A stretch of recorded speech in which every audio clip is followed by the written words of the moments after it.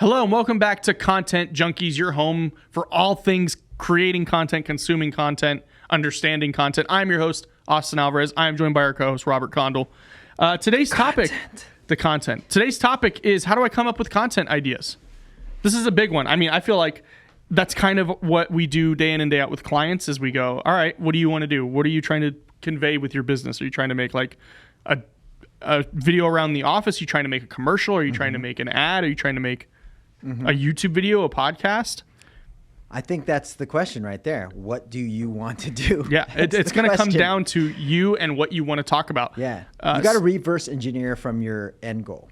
Yeah, and then and then you also have to look at your audience. Like, who are you making this content for? Is it just for you?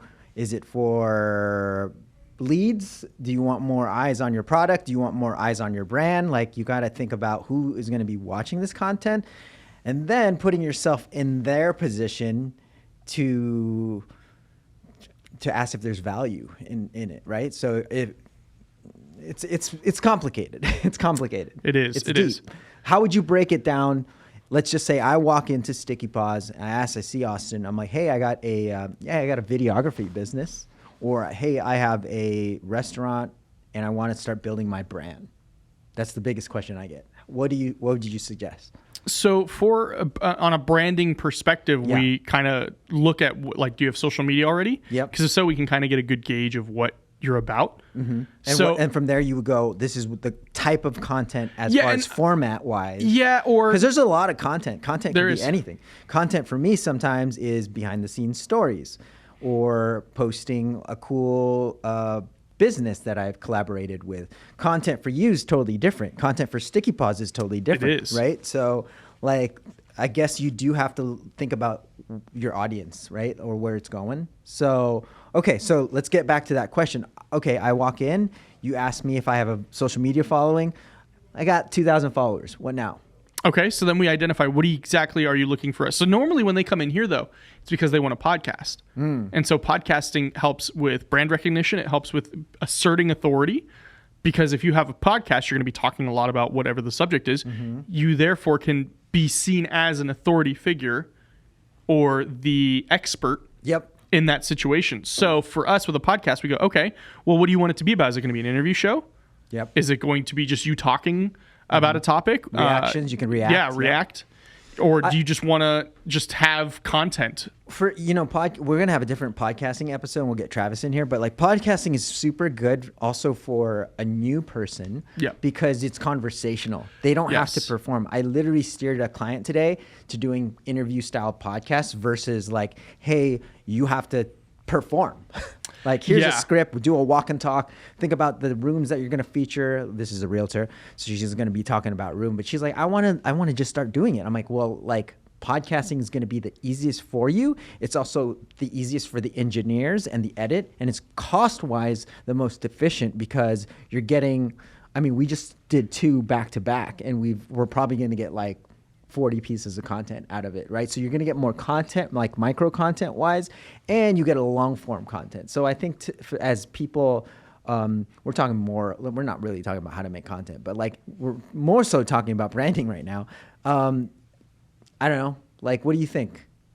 Well, I mean, like you said, I lost my train of thought, by the way. So we're going down the branding track. So I think we should steer this a little more back towards how do I come up with content ideas. So once you identify what you want to do, find your niche. So that's the big one. You can go on for days about how to find your niche. So what I recommend people do is, what are you interested in? Because if you're interested in it, you're more than likely going to be more passionate about it. You're going to have more energy and drive to do it. It'll show more on camera. It'll show more in the edit. It'll show more in how frequently you're posting to social media or your desired platform. So once you discover that, look at what other people in that niche are doing. You don't necessarily have to copy them, but just look, get an idea. If you notice that, let's say for real estate agents, a lot of them are doing house tours. How are you different? Oh, I have a podcast where I talk to a mortgage lender that gives you the information that like, yeah, everybody wants to see houses, but like you got to get approved for a mortgage before you can the issue get a that house. I've been running into is like, they always say like, look, well, everyone's doing the same content. So I want to be different, right? Well, what makes you different is you. So you have to, it doesn't actually matter what you're talking about. It's how you're presenting it and how you're executing it, your body language, your personality, your tones. If you like dogs, put a dog in it. You know, if you like, you got to make it your own. And that combined with your niche makes it different. Correct. It doesn't matter if there's like 1,000 people doing the same thing. Like there's 1,000 burger chains out there, but what makes them different? There's a little bit of a flair in There's there, a little right? bit of a flair. There's a little bit of a different image. But so once you identify your niche and you identify what you kind of want to do based on what you've seen others do, or if you're like, I really want to do house tours. Okay. If you can, I always recommend to batch record. Yep. Batch recording is where you take one day or you take one chunk of time and you record a bunch of content. Do you write stuff down before you record the content? Yes. We did before this podcast. We did. So we have a whole shared notes thing, which helps a lot. I actually that's free. Like that's free. Like that's just open up a Google sheet or a shared note and start writing that down. I have a small little notebook that I use for shot lists. Cool. That's all it's there for. It's just shot lists. I can write it down. There's like this whole thing with the brain where you remember it better if you write it down. So I write down my shot lists, and that kind of goes into this next one, which is like storyboarding. Storyboarding doesn't mean you have to draw. Storyboarding can just mean, okay, what is going to be the beginning, the middle, and the end of this content that I'm going to record. That also helps with aesthetics, like how you want it to look, where you want it composed, like shot-wise, and what the feel is going to be. So I like those. What's your third one? So you totally caught me off guard. I was totally reading ahead. So my third the third... You're saying, all right, notes, and then what was your third thing to... Oh, so with batch recording. Yeah, batch recording. Okay, so once you have What's the idea behind that? Yeah, so once you have your thoughts laid out on paper, now you can kind of tackle it. Now you can go, okay, this first video, I know I want this, this, and this. So where the shot lists come in, kind of with your storyboard, is you go, okay, I want a close-up of this. And you don't have to be extremely technical. If you know what you mean and you're recording it, whatever works for you, really. Mm-hmm. You can go, okay, I know I want a shot of the house when I'm doing a voiceover here, or I know I'm going to want me talking in front of the house, or I know I'm going to want a POV walkthrough of me holding the phone as if you're me, or you want these Ray-Ban glasses that Robert has over here, the Meta glasses, where you can walk through and they're seeing it from your point of view. Once you have all that done, now you can start recording your content. Yep. Now you can start piecing it all together, making your videos, and they don't have to be highly edited if you're not capable of that. If they just have to be concise, really. Yeah, the trend now is actually you don't have to overproduce your videos. People like the iPhone. They actually like the one-shot static shot where it's just on a tripod. They like the awful audio where you hold the headphone, the Apple headphone right here next to your mouth. People love that stuff. It just looks genuine, you know what I mean? So like I would say with that, once you have everything sort of on paper, execute, but also don't overcomplicate it. Yep. You want quantity, and then the quality will start to happen. So, I don't know. What do you think? Well, I mean, we have some things listed here. I've actually used this before. If you're kind of coming up with roadblocks on what to do, ChatGPT is free. I've done it before. Yeah. I've actually done it before with my personal channel, which I have to act on my videography channel. But I've literally went in there and been like, generate 10 YouTube video ideas for me based on this criteria. So for me, I said, based on being a videographer, recording content, and having gear. And it gave me a whole list in seconds of stuff you can do.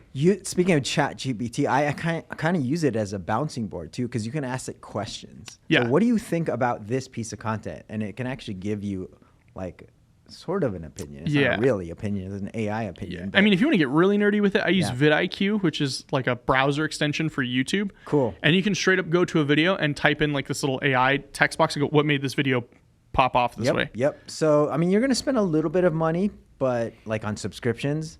Well, ChatGPT is free, and so is, if you want... Is it? ChatGPT is free? Okay. Yeah, I mean, if you have the most up-to-date version that is current, that one costs. Yeah. But vidIQ is free. They have a free plan. Yeah, I think right now, I mean, if you don't have anyone to bounce ideas from, like, AI is awesome. Yeah, absolutely, because it'll get you something. It'll get you at least kind of in the motion of, okay, these are some ideas. You don't have to take those ideas verbatim. You can be like, okay, well, I like this idea. It said to film with my friends here, but what if I filmed with my partner Yeah. And we're looking at a house. And then here's another frequently asked questions. Like you're a Yes. business, if you're a business, you're going to have a ton of people asking you the same questions over and over and over and over, over and over and over. So as a time saver, you can create content with those questions and then solve their problem. So it may save you some time because then you can just deploy the video every time you have that question. It may save you a couple hours or here and there. Like I have a realtor that like she basically walks them through the first time home buying process as far as like the paperwork. When you get your loan docs in, this is what you do. And she just deploys these videos, saving her hours of conversation on the phone. So like I would say the first 10 to 15 pieces of content could be that. Just questions that you need that you're answering all the time. Yeah, especially for businesses, like you can really get really down and dirty with it of like, oh, do I have, like, you know, for example, with Instagram, you can have automated messages. Oh, wow. So you could even have automated content that just explains things. Yeah, that's a good idea. Here's where we're located. Yeah. This is what we're about. This is what our restaurant is. Or this is what our business is. Not harder. Work smarter, not harder. Unless you're Robert, work harder, not smarter. Yeah, exactly. Exactly. But coming up with content ideas is always going to be a challenge. And I think that's what makes it fun. Mm-hmm. That's what makes it engaging for us. Is like, it's not just okay, what's the next content? It's no, how can I make this content idea better? How can I make this content idea work for me and for my brand? Got a question.